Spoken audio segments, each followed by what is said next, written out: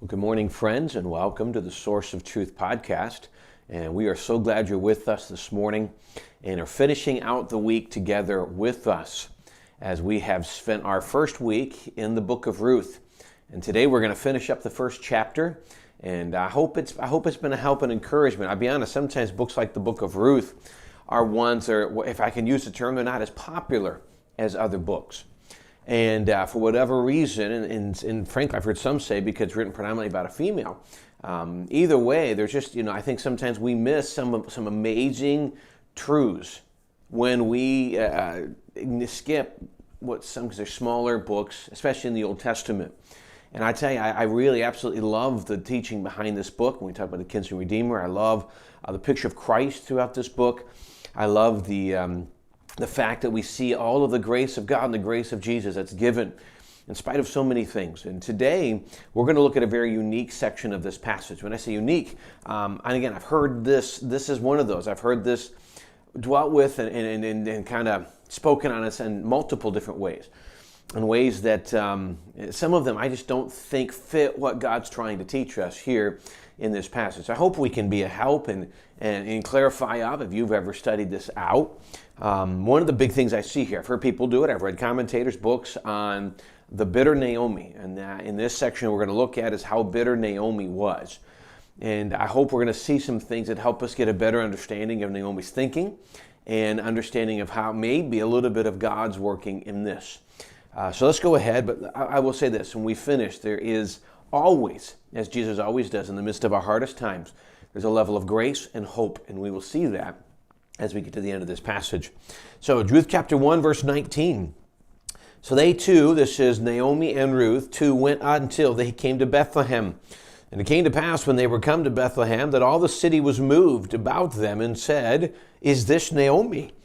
And she said unto them, "Call me not Naomi, call me Mara." The word Mara means bitter. For the Almighty hath dealt very bitterly with me. Verse 21. I went out full, and the Lord hath brought me home again empty. Why then call ye me Naomi, seeing the Lord hath testified against me, and the Almighty hath afflicted me? So Naomi returned, and Ruth the Moabitess, her daughter-in-law, with her, which returned out of the country of Moab, and they came to Bethlehem in the beginning of the barley harvest. So first of all, I will say one thing interesting in culture. The word Mara, we look at it as, okay, well, Hebrew word, we translate it bitter, but it'd be no different than if you were to walk up to someone and say, hey, Rodney, how you doing? No, call me bitter. That's literally what it would mean. And one of the unique things about names, more in Bible days, especially in the Old Testament, names established as much identity about who the people were and what they were doing than it was necessarily there's just to identify them. For instance, in the New Testament, Jesus came from an Old Testament word that really identified who he was. Jesus the Savior really identified who he was. So it's more than just a name that fit the culture of the day. This was a description. They often use names to describe themselves. So let's go back to Jacob. The name Jacob means supplanter or deceiver. Later he becomes called Israel, the blessed one. And so the moment his mindset changed, the moment he met with God and was wrestling with God and said, listen, I'm going a different direction. I'm not going to let go until you bless me. I'm serious about this. God changed his name. God changed his identity. God changed what he would be known for. And then everyone else, we call them the children of Israel. They're literally children of Jacob, the 12 tribes. So we look at this and we see a name change. And we see that she says, listen, don't call me Naomi. Call me bitter, or shall we say, don't recognize me from what you knew me before we left. Recognize me now for all that I've gone through. So let me look at a couple things here as we go through there. Well, I really want to look at is, so some people want to say in this passage, Naomi says, I am bitter. And let me encourage you that I'm not personally convinced that Naomi is saying, I am very bitter against God or very bitter against these things. He says, call me bitter because I have been dealt with poorly. Basically, life and God, and what he said, the Almighty has treated me bitterly. I have had dealt a bitter hand, so just call me bitter because that's what's happened to me. There's no 100% guarantee to say that she came home saying, I am bitter. She says, listen, I've had a miserable time since we've left. So let's evaluate that for a minute. First of all, a simple question. Has she had a miserable, bitter time since she left? Well, she leaves due to a famine, more than likely, moves down to a land where she would not recognize the culture, would not recognize the religious, would not recognize the worship, and following her husband, being dedicated to her husband, followed what she probably knew was going against God's perfect will to go down there. And going against what God would say, stay in the promised land. But please understand, you say, oh, she should have stayed, she would have been fine. They were in the middle of a famine. So if they were in the middle of a famine, you say they lost 3 people. Who's to say they wouldn't have died in Israel? I want us to understand that.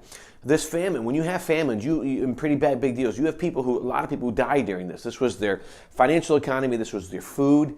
So please understand that people immediately say, just stay home, they would have been fine. We don't know that because famines were often God's punishment upon the people. And so therefore there's a possibility they would have. And please remember, they were probably worshiping the wrong gods anyway to be in famine.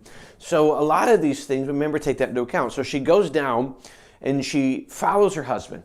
When she gets there, shortly, her husband's married, and maybe they thought they were going to stay there forever, but whatever, she might not have been 100% comfortable. We don't know. But her son married. But ultimately what happens is her husband dies, both their sons die, and she inherits 2 Moabite daughter-in-laws.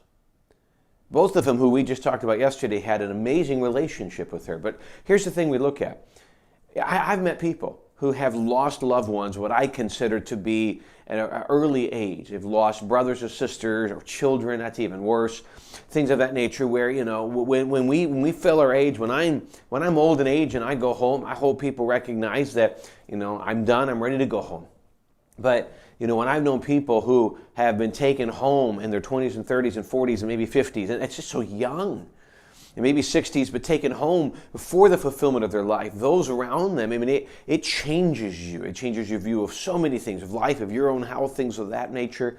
Just changes you. So she didn't just lose one. She lost everything.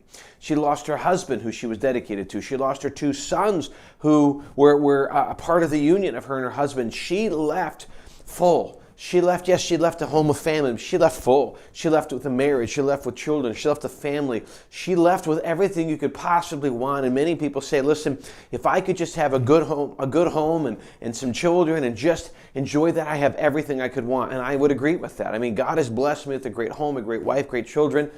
And my cup is full. And then I get to serve God in ministry, and I get to do this right here. My cup is full. But I can't imagine losing all of it at one time. Here's an example to try and see it from her point of view. A very, really sad story. Years ago, I don't remember how long ago this was, there was a story, and I want to say it was in Minnesota. And the reason I say that is my mom mentioned to me, as we would drive to Minnesota where she grew up, we had driven over this particular bridge we'll mention here in a second more than before. So apparently, if I remember the story correctly, people were on a bridge and it just collapsed. Just bam, gone. Just disappeared. Both sides, I guess, of the supports gave way and the entire bridge collapsed. And I don't remember all the details, but one story stuck out to me that my mom had told me about later, she'd heard, was one man interviewed. He came to the wreckage hoping to find his loved ones. And what we learned from the story was that in his car were his wife and I want to say 2 children. His children, I think it was 2. He had, that morning he woke up and he had a wife and he had kids and he had just an amazing life, what the world says would be a good life. And by a fluke accident of a bridge giving out, which rarely happens, he lost it all in a matter of seconds. And we sit back brokenhearted and say, that is so sad. That is what Naomi went through. She lost it all. And so you go back. Here are some questions people ask. Is it God's fault? Was God punishing them? There's nowhere here we say that God punishes them. But it's interesting. We talked the other day just about decisions we make. Is it possible they died because they were in Moab? I don't know. Again, be very, very careful to add to Scripture what is not there. Well, obviously, they disobeyed God. They went down there. God punished them. We don't know that. They went down there and they died. It's all we know. Be very, very careful to attribute to God acts of things that may not have been His. I hear this all the time. Tsunami comes in or hurricane or something and people die or places are destroyed. God must be angry. Please remember, number 1, Satan is the prince and the power of the air. Be very, very careful about this. And 2, we know as we get closer to tribulation, natural disasters will come, preparing for what the world will experience in tribulation time. And this is not the only time we've had these kind of things throughout life. So I think we got to be careful. We immediately attribute it to it. God has given us freedom and free will in our world, and he's given Satan a lot of power on this earth. So be careful immediately attributing something to God. Let me say what we do know. Number one, God sometimes does bring things into our life because he tells us that he chastens whom he loves. So if we have done something that deserves chastening, then it's possible that God will bring something into our life for that purpose. So what do? Well, acknowledge if I've done something that I've yet to confess to God, or if I've done things to other people that I've yet to get right, and I know it's there, maybe what I need to do is get that right. Call that person, deal with God, get those things right so that I'm right with people and therefore right with God. So maybe that's what I need to do. Let's say, okay, the first one is sometimes God brings things. Sometimes God just allows things to come. God allows them to come because we live in a sinful world, and so pain comes as part of living, and we're reminded of it living in a sinful world. So we need to recognize that God allows it to come. But please remember, he said he'll never leave us nor forsake us. Yes, while God allows us to go through dark times, it does not always mean that he is the author of the dark times. The dark time can be a bad decision on our part. The dark time can just be a part of life. COVID is not God's punishment on the earth, right? COVID is something God said was going to come. And he's allowed us to go through a rough time in human history. And some of even people we know have lost loved ones over this. So God allows these things to come. So please, I hope we understand those points of view. So maybe God is bringing it, maybe God allows it. But we don't know what's happening. What we do know is that if nothing else, God allowed it to happen. Because God could have said no to this, but God, for whatever reason, allowed these things to happen to Naomi. And so she comes home, she brings Ruth home. They get home, and it says, Naomi says, listen, don't call me Naomi, call me Mara, for I have been dealt with bitterly. And yes, her life over these past few years have been nothing but bitter. She brings home a highlight of it, a daughter-in-law, which inevitably was another reminder of her son. So she's got this sweet girl with her. She's come back. She leaves full, comes back empty. I will say, we said this the other day, be very careful in decisions we make. I don't know what would have happened if they stayed in Israel, but decisions, when you make decisions, be very careful because they will come, and God allows us to inherit the consequences of our decisions. So she comes back and she acknowledges the struggle. She acknowledges this. She attributes it to God, whether or not it was all him. What we do know is he allowed it to happen. So she comes back, and she's talking to people, and she's being honest about the condition she's in. Now you say, it seems miserable. Why would God allow this? It seems rough. What I want to do is I want to focus on something. On this one last thought. We can't control what happens often in our life. We can't control what God allows or what God brings. But we can always see that God doesn't work out of anger. God doesn't work out of vindication. How dare you do this? God doesn't work that way. If God's bringing something into my life, he's doing to teach me or to get me right with him. If he allows things into my life, he's doing it to develop it. As James says, let patience have her perfect work through trials. So he's got something, he's there with us. And all of this is one interesting thing to see, the last section of verse 22. And we would see this as kind of a random thing. Well, we know the time. There's more to it than just knowing the time that they came. And it says, and they came to Bethlehem in the beginning of the barley harvest. First of all, this section right here, that little phrase, that little truth nugget at the end of this chapter establishes pretty much everything that takes place for the remainder of this book. It kind of makes the transition. Now we're home and everything left in Ruth. We've got the struggle, we've got the misery, we've got all of this. Now we see the Kinsmen Redeemer. Now we see the grace of God. Now we see all these amazing things happening. The commitment of Ruth to her mother-in-law. All these things we're going to look at. And it all hinges off this phrase there at the beginning of the barley harvest. So we see that it's a phrase that sets up the rest of the account. But let me tell you, number two, it proves they're done with famine.